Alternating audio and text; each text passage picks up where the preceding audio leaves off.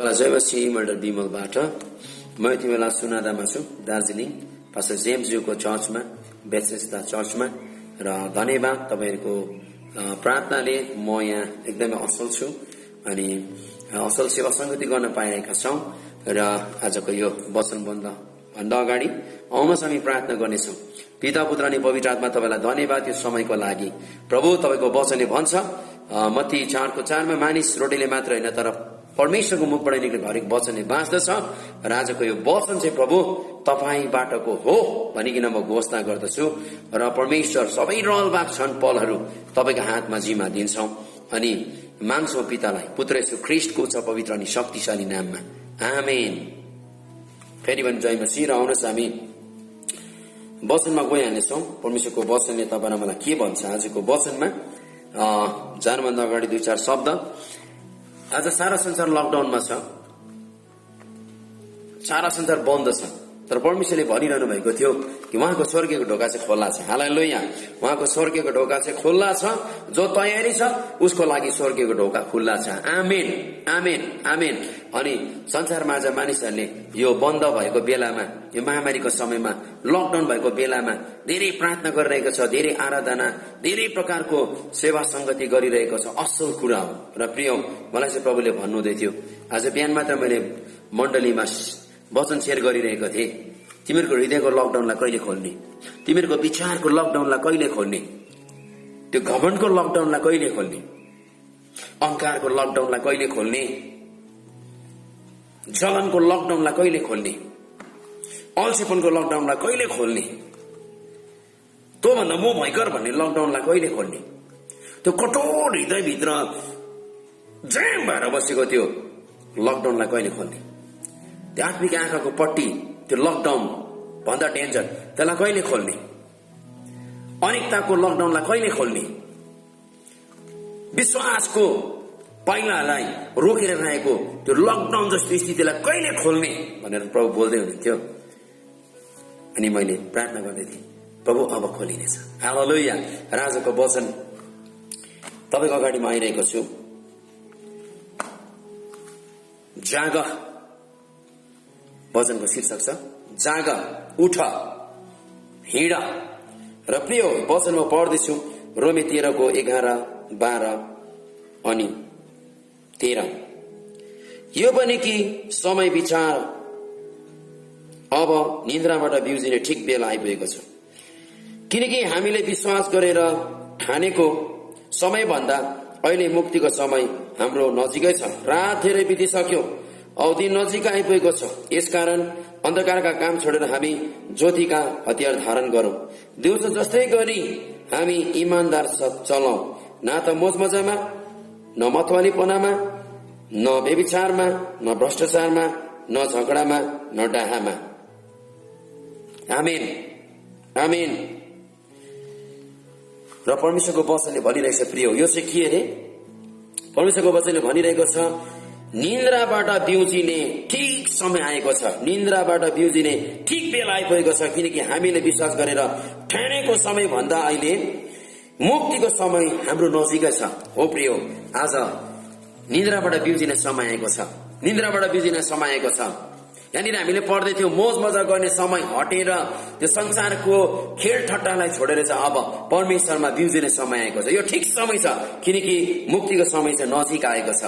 प्रिय, आज जबसम्म निन्द्राबाट बिउजिँदैन नै हामीले केही पनि गर्न सक्दैनौं। निन्द्रामा परेको मान्छे चाहिँ नि कोमामा गएको जस्तै हो। कोमामा गएको मान्छेले केही पनि गर्न सक्दैन, ऊ जिउँदै हुन्छ तर उसले केही पनि गर्न सक्दैन। सेम जब तपाईँ र म आत्मामा जबसम्म सुतिरहन्छौं नि हामीले केही गर्न सक्दैनौं। जबसम्म एउटा मान्छे निन्द्राबाट बिउजिँदैन नि उसले केही पनि गर्न सक्दैन। आज निन्द्राबाट बिउजिनु परेछ प्रिय, आज निन्द्राबाट बिउजिनु परेछ। हाम्रो विश्वासहरू निधारहेको छ कि, हाम्रो भरोसा, हाम्रो आशाहरू निधारहेको छ कि, थुप्रै कुरो निधाएको छ। आज मण्डलीमा प्रार्थना निधाएको छ, आराधना निधाएको छ, त्यो शक्तिशाली प्रार्थना, त्यो उचाइको प्रार्थना, त्यो उचाइको त्यो स्वर्गीयको ढोका खोल्ने आराधना आज निधाएको छ प्रिय। आज प्रेमहरू निधाएको छ होला, आज धेरै प्रकारको कुराहरू निधाएको छ।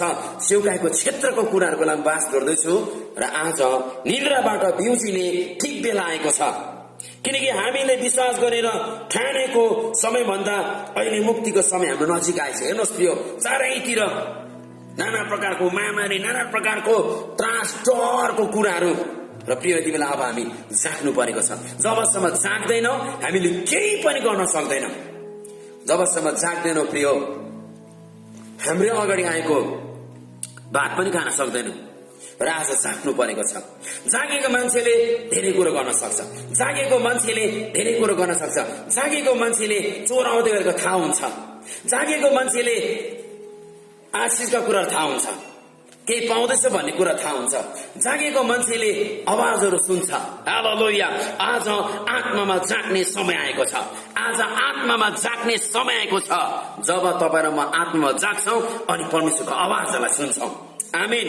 र प्रिय तल भन्दैछ, रात धेरै बितिसक्यो औ दिन नजिक आइपुगेको छ, यसकारण अन्धकारका काम छोडेर हामी ज्योतिका हतियार धारण गरौं।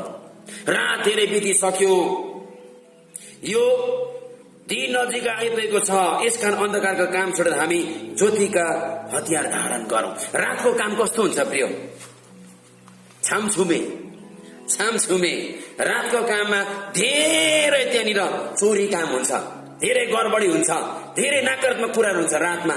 तर परमेश्वरको वचनले भन्दैछ, हामी ज्योतिका हतियार धारण गरौं, दिउँसै जस्ती गरी हामी इमानदारी साथ चलाऊ, न त मोज मजामा, न मतवालीपनामा, न व्यभिचारमा, न भ्रष्टाचारमा, न झगडामा, न डाहामा।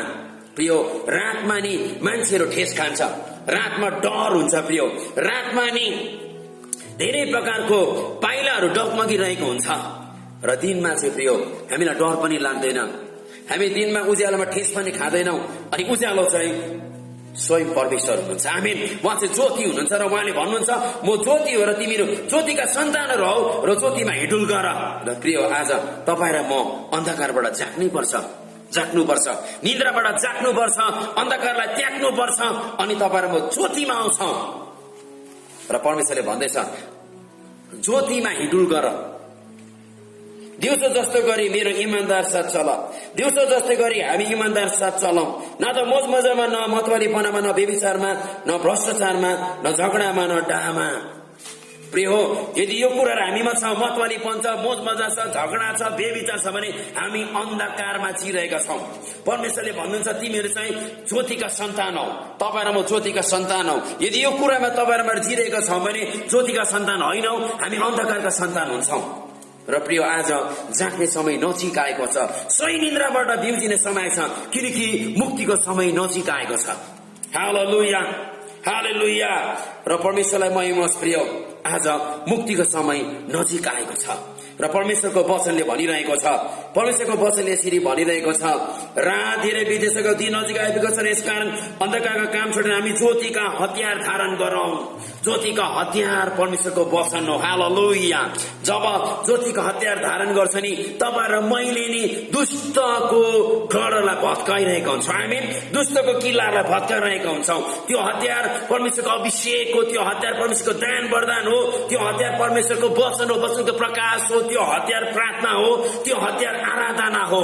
किनकि जब सिलास र पावलले त्यो अन्धकारको समयमा जब जेलभित्र आराधना गरे नि, परमेश्वरको प्रार्थना गरे नि, जेलका ढोकाहरू, त्यो दिवारहरू भत्क्यो, साङ्लाहरू चुडियो, खिङ्गराहरू बाङबुङ भयो, अनि त्यहाँका जेलरहरूले पनि परमेश्वरमा उद्धार र मुक्ति पायो। हालेलुया। जब तपाईँ र मैले उज्यालोमा हिँडेर परमेश्वरको हतियारलाई धारण गर्छौं नि प्रिय, हामीमा आउँदै गरेको शैतानको बारोलाई हामी छमछम काट्न सक्छौं। आमेन। र प्रिय, आज परमेश्वरको वचनले भन्दैछ, बिउजिने समय यही हो। र जबसम्म हामी बिउजिँदैन प्रिय, तबसम्म हाम्रो सेवकाई केही पनि हुँदैन। हालेलुया, प्रेज द लर्ड, आमेन भनेर जानु मात्र हो। हाम्रो प्रार्थना यति मात्रै हुन्छ, रोटी कपडा मकान दो दोकान, त्यति मात्रै हुन्छ। तर जब तपाईँ र म बिउजिन्छ नि, हाम्रो रोटी कपडा मकान त परमेश्वरले भन्नुहुन्छ, ईश्वरको राज पहिले खोजी गर्माको धार्मिकतालाई, त्यसपछि म तँलाई सबै कुरो थपिदिनु छु। आमेन। त्यो प्रार्थना त्यतिमा हुँदैन, त्यो प्रार्थना बढेर जान्छ। आमेन। हालेलुया मण्डली, प्रेज द लर्ड। परमेश्वरले तपाईलाई माया गर्नुहुन्छ, परमेश्वरले तपाईलाई युज गर्न चाहनुहुन्छ। तपाईँ जिरो हुनुहुन्न, तपाईँ हिरो हुनुहुन्छ, तपाईँ नथिङ हुनुहुन्न, तपाईँ समथिङ हुनुहुन्छ। आमेन। हालेलुया। तपाईँ एक्लो हुनुहुन्न, तपाईँको साथमा परमेश्वर हुनुहुन्छ, तपाईँको साथमा स्वर्गीय दूतहरू हुनुहुन्छ।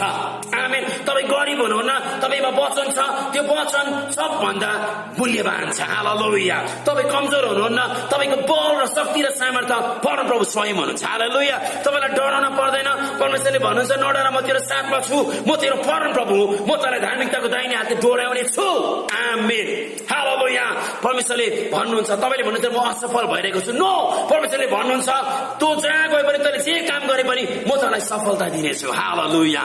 र प्रिय अर्को वचनमा जाँदैछौँ हामी, एउटा वचन हेर्छौँ, यो हो एफिसी 5:14। यसैले यस्तो भनेको छ, ए निदाउने बिउजी र मुर्दाहरूबाट उठ र ख्रीष्टको ज्योति तँमाथि चम्किनेछ। हालेलुया। प्रिय तपाईँ र मलाई भन्दैछ, यसैले यस्तो भनेको छ, ए निदाउने बिउजी र मुर्दाहरूबाट उठ र ख्रीष्टको ज्योति तँमाथि चम्किनेछ।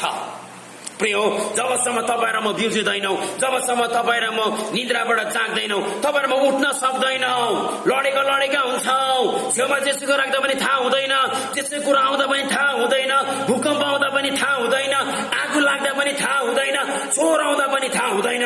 तर जब निद्राबाट बिउजिन्छौ त्यति बेला उठ्छौ, हामी मार्नु हुँदैनौ। हाम्रो सबै कुरो परमेश्वरले त्यहाँनिर हाम्रो कान, हाम्रो आँखाहरूलाई उठाउनु, जगाउनुहुन्छ र भन्नुहुन्छ, प्रिय आजसम्म हाम्रो महिमाको काम हाम्रो जीवनबाट किन नभएको भन्दा त्यसको उत्तर यहाँ छ, सायद तपाईँ र म निधारेका छौँ। अर्को कुरो, मुर्दाबाट उठ र ख्रीष्टको ज्योति तँमाथि चम्किनेछ।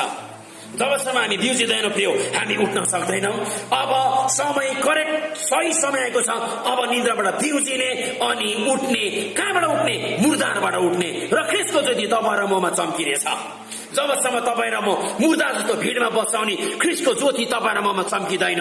प्रभुलाई धन्यवाद, मलाई थुप्रै मुर्दाहरू जस्तो भिडबाट उठाउनु भयो र आज परमेश्वरले मेरो जीवनबाट उहाँको ज्योतिको कामहरू गरिरहनु भएको छ। प्रेज द लर्ड। हालेलुया, हालेलुया, हालेलुया। रिखोरोमा शाखाया लाभा रिबा दानामासी, तपाईँ मुर्दाहरूबाट उठ्ने समय आएको छ। ए मण्डली, अब मुर्दाहरूको भिडबाट उठ्ने समय आएको छ। रिखोलामा तपाईको साथीहरू त्यो मुर्दा जस्तो संगतिहरू छ भने त्यहाँबाट उठ्ने समय आएको छ। त्यसलाई छोडेर अब तपाईँ आफ्नो महिमाको तर्फ बढ्नु छ, किनकि ज्योति चाहिँ त्यति बेला चम्किन्छ जब तपाईँ र म मुर्दाहरूबाट उठ्छौँ।